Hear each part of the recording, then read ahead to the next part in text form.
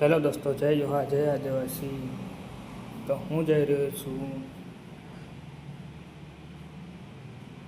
કુવા બાજુ અને તમને બતાવું જોઈ લો. આ છે આંબા અને આવી ગયો છે આપણો કૂવો.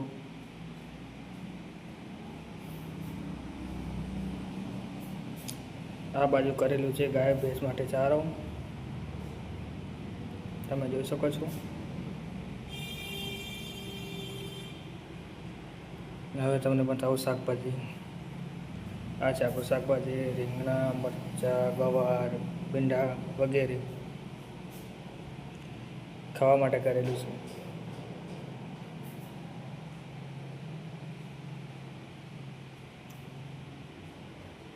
થોડુંક સુકાઈ ગયું છે એટલે પાણી મૂકવા પડશે હવે.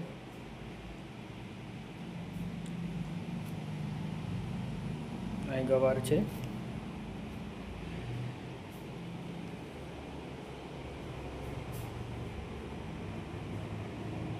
મરચાંના ફૂલ આવી ગયા છે.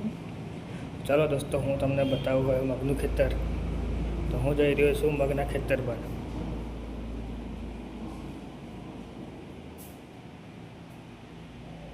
ગાય ભેંસ માટેનો ચારો અને એની બાજુમાં કરેલા છે મગ તમને બતાવું જોઈ. મગ પાછળ કરેલા છે એટલે લાગ્યા નથી, હજી લીલા જ છે.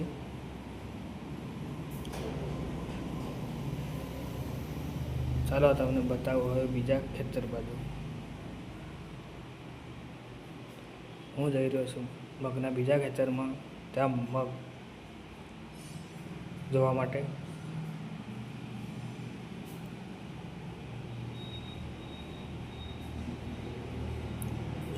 જોઈ લો તમે, આ છે મગનું ખેતર અને મગ એકદમ સુકાઈ ગયા છે અને બીજા લીલા છે. તોડીને જોયું તો મગ સારી રીતે પાકી ગયા છે.